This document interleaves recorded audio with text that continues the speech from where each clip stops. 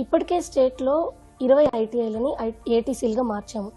ఈ సంవత్సరం ఇంకా ఎన్ని మార్చే అవకాశం ఉంది? అండ్ ఇవి ఎక్కడ అవైలబుల్ ఉన్నాయి? ప్రభుత్వ విభాగంలో ఇవి కూడా మారిస్తే ఎన్ని అవుతాయి? ఎక్కడెక్కడ అందుబాటులో ఉన్నాయి? ఇప్పుడు పోయిన సంవత్సరం అకాడమిక్ విద్యా సంవత్సరంలో మనకు ఐటీఐలకు సంబంధించి 65 ఐటీఐలకు సంబంధించి 25 ఐటీఐలు ఉన్న వాటిల్లో అడ్వాన్స్ టెక్నాలజీ సెంటర్లకు వాటిని కన్వర్ట్ చేస్తూ మనము కోర్సెస్ తీసుకొచ్చాము.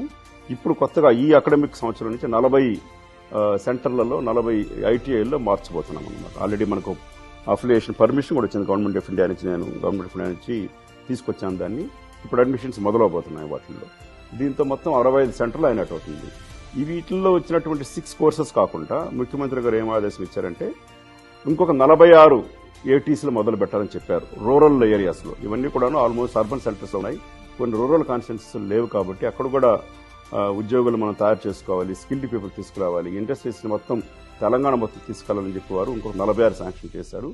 ఆ 46 వచ్చే సంవత్సరం ప్రారంభమవుతాయి. అంటే మనం ఫేజ్ వరకు తీసుకుపోతాం. ఏమవుతుందంటే ఒకేసారి అన్ని తీసుకొచ్చినా కూడాను మనకు ట్రైనర్స్ కావాలి, వాటికి విద్యార్థులు మనం అడ్మిషన్ తీసుకోవాలి, తర్వాత మనం ప్రొడ్యూస్ చేసిన వాళ్ళని ఇంట్రెస్ట్ కూడా అబ్జర్వ్ చేసుకోగలగాలి.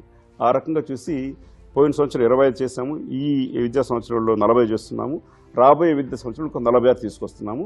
ఆ 46 కూడా జీవో ఇవ్వడం జరిగింది. వాటికి సంబంధించి కూడా మనకు సంప్రదింపులు జరిపి కన్స్ట్రక్షన్ కూడా మొదలు పెట్టబోతున్నాం.